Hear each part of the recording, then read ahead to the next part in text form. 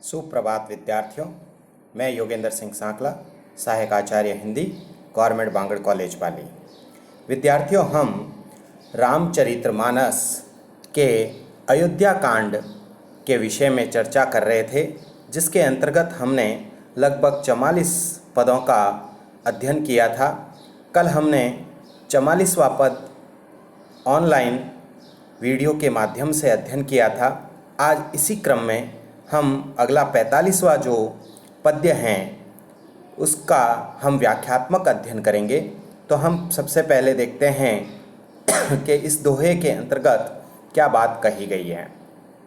तो हमारे सामने यह आता है, राम प्राणुते प्राण तुम्हारे, तुम रघुपति ही प्राणुते प्यारे, विदु विष चवे स्रवे हिमु आगी, होई वारी चर वारी बिगारी, भय ज्ञान बरु मिटे न मोहु, तुम राम ही प्रतिकुल न होऊ, मत तुम्हार यहु जो जग कही, सो सपने सुख सुग गति न लही, अस कही मातु भरतु हिय लाए, थन पय श्रवण नैन जल छाए, करत विलाप बहु यही भांति, बैठे ही बीती गई सब राति, वामदेव वशिष्ठ तब आए, सचिव महाजन सकल बुलाए, मुनि बहु भांति भरत उपदेशे, कही परमार्थ बचन सुदेशे, तात हृदय धीरज धरहु, कहू जो अवसर आजु, उठे भरत गुरु वचन सुनी, करन कहेउ सबु साजु।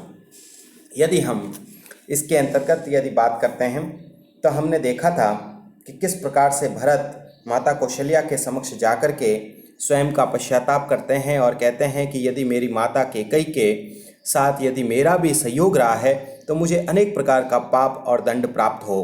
तब कौशल्या उन्हें क्या कहती हैं उसका यहाँ पर वर्णन किया गया है। कौशल्या भरत से कहती हैं, राम प्राणुते प्राण तुम्हारे, कि राम जो हैं वो तो, हे भरत, उस भरत को पूर्ण रूप से निर्दोष जान करके माता कौशल्या यह कहती हैं, क्या कहती हैं कि राम प्राणुते प्राण तुम्हारे, कि श्री राम तुम्हें प्राणों से भी अधिक प्रिय मानते हैं, कि तुम्हारे यानी तुम्हें तो जो है प्रभु श्री राम जो हैं वह प्राणों से भी अधिक प्यारे मानते हैं। तुम रघुपति प्राणुते प्यारे, और तुम भी जो है वह उन्हें प्राणों से अधिक प्रिय मानते हो। तुम दोनों ही एक दूसरे को जो है वह प्राणों से अधिक प्रिय मानते हो। विदु विष चवे स्रवे हिमु आगे। अब यहाँ पर माता कौशल्या विभिन्न प्रकार का माध्यम देते हुए कहती है, विदु विदु यानी चंद्रमा, चंद्रमा भले ही चाहे वह विष चुआने लगे, विष टपकाने लग जाए, स्रवे हिमु आगी, और जो है वह हिम यानी कि पाला जो है वह भले आगी यानी आग बरसाने लग जाए, होई वारी चर वारी बिगारी, और जो जलचर है, जो जलचर जीव है वह जल से विरक्त हो जाए। वारीचर यानी जलचर जो जीव है वह बारी बिगारी यानी कि वारी यानी जल से भले ही अलग हो जाए। भय विज्ञानु बरु मिटे न मोहु, लेकिन जो है यहाँ कहने का अभिप्राय वापस देखना है इस पंक्ति को, कि विदु विष चवे, कि चाहे चंद्रमा जो है वह विष टपकाने लग जाए लेकिन तुम दोनों में कभी भी किसी प्रकार की शत्रुता नहीं हो सकती, तुम दोनों में इतना प्रेम है। हिमु आगी, और हिम यानी जो बर्फ है वह, या जो पाला है वह चाहे आग बरसाने लग जाए लेकिन तुम्हारे में जो प्रेम है वह प्रेम कभी भी कम नहीं हो सकता। या फिर कहा है, होई वारी चर वारी बिगारी, या फिर जो जलचर जीव है वह जल से चाहे विरक्त हो जाए लेकिन तुम दोनों एक दूसरे से कभी भी अलग नहीं हो सकते। यानी कि ज्ञान हो जाने पर भी चाहे मोह मिट जाए। आगे कहा है, भय ज्ञान बरु मिटे न मोहु, कि चाहे क्या है, ज्ञान हो जाने पर भी चाहे मोह न मिटे, पर तुम राम ही प्रतिकुल न हो, कि तुम कभी भी राम के विपरीत नहीं हो सकते। मत तुम्हार यहु जो जग कही, कि यह जो मत है, यह अगर संसार में तुम्हें कोई भी दोषी मानता है, मत तुम्हार यहु जो जग कही, कि यदि सारा संसार जो है यदि तुम्हें दोषी समझता है, सो सपने सुख सुगति न लही, कि वह जो व्यक्ति है, जो भी व्यक्ति तुम्हें इस संसार में दोषी समझता है वह स्वप्न में भी सुख की प्राप्ति नहीं कर सकता, और सुगति न लही, उसे श्रेष्ठ गति की प्राप्ति नहीं हो सकती।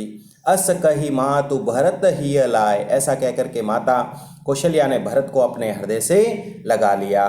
थन पय श्रवणी नयन जल छाए, कि थन थन यानी माता कौशल्या के स्तनों से जो है वह दूध टपकने लग गया था। पय पय यानी दूध। श्रवणी नयन जल छाए, और उस जैसे ही उनके नेत्रों से अश्रुधारा छलकने लग गई।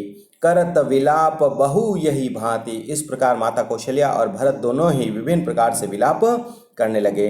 बैठी बीती गई सब राति, इस प्रकार विलाप करते हुए और विभिन्न प्रकार की बातें करते हुए सारी रात व्यतीत हो गई। बैठी बीती गई सब राति, सारी रात बीत गई। वामदेव वशिष्ठ तब आए, जब जैसे ही प्रातःकाल हुआ तब वामदेव जी और गुरु वशिष्ठ जी वहां पर आ गए। सचिव महाजन सकल बोलाए, फिर अयोध्या के जितने भी जो सचिव हैं, महाजन हैं, उन सभी को बुलाया गया।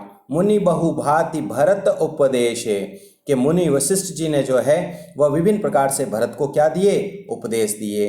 कई परमार्थ वचन सुदेशे, और श्रेष्ठ प्रकार के परमार्थ रूपी वचन कहे। तात हृदय धीरज धरहु करहु जो अवसरु आजु, और फिर क्या कहा कि तात तात यानी पुत्र, कि हे पुत्र भरत हृदय धीरज धरु। गुरु वशिष्ठ जी ने भरत से कहा कि हे पुत्र भरत तुम हृदय में धैर्य को धारण करो।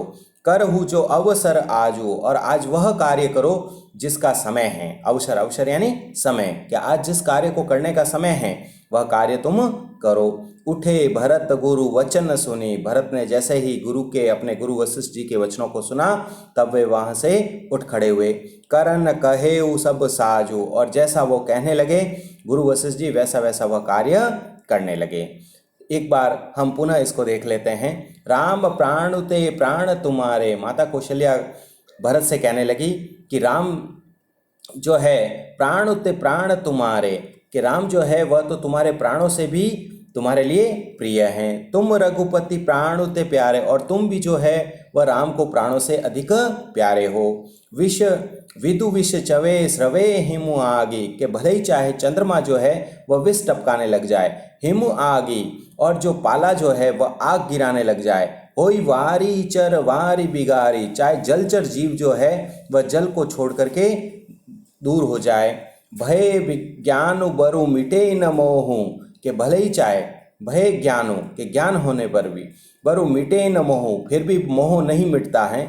तुम राम ही प्रतिकूल न हो, कि तुम कभी भी राम के विपरीत नहीं हो सकते। माता कौशल्या कहने मत तुम्हार यहू जो जग कई, यदि सारा संसार ये कहता है कि भरत का भी इसके अंतर्गत योगदान था, सो सपने सुख सुगति न लही, वह व्यक्ति स्वप्न में भी सुख की प्राप्ति नहीं करता और श्रेष्ठ गति को प्राप्त नहीं कर सकता। अस कही मातु भरत ही लाए, ऐसा कहकर माता कौशल्या ने भरत को अपने हृदय से लगा लिया। थन पय श्रवणी नयन जल छाए, और थन यानी कि उनके स्तनों से दूध टपकने लगा माता कौशल्या के। नयन जल छाए, और नेत्रों से अश्रुधारा टपकने लगी। करत विलाप बहु यही भांति, और माता कौशल्या जो है वह विभिन्न प्रकार से और भरत जो है वह विभिन्न प्रकार से विलाप करने लगे। बैठी बीती गई सब राति, और सारी रात बैठ करके विलाप करते हुए सारी रात व्यतीत की। वामदेव वशिष्ठ तब आए, जैसे ही प्रातःकाल हुआ तो वामदेव जी और वशिष्ठ जी आ गए। सचिव महाजन सकल बोलाए, के सारे सचिव महाजन आज सभी को बुलाया गया। मुनि बहु भांति भरत उपदेशे, के गुरु वशिष्ठ जी ने जो है वह भरत को विभिन्न प्रकार के उपदेश दिए। कही परमार्थ वचन सुदेशे, और परमार्थ के श्रेष्ठ वचन कहे और सुपदेश कहे। तात हृदय धीरज धरहु करहु जो अवसरु आजु, और भरत से कहा हे पुत्र, तात तात यानी पुत्र, हृदय धीरज धरो, कि तुम अपने हृदय में धैर्य को धारण करो।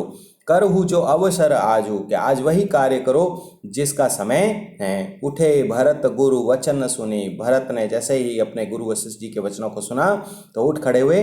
करन कहेउ सब साजू, और विभिन्न प्रकार के कार्यों को करने लगे। अब हम यदि विशेष की बात करें तो अनुप्रास अलंकार का स्थान स्थान पर प्रयोग किया गया है। उसके साथ साथ वियोग श्रृंगार रस की प्रधानता है, गेय तत्व की प्रधानता है, अंत्यानुप्रास अलंकार का प्रयोग किया गया है और वियोग श्रृंगार रस की प्रधानता है।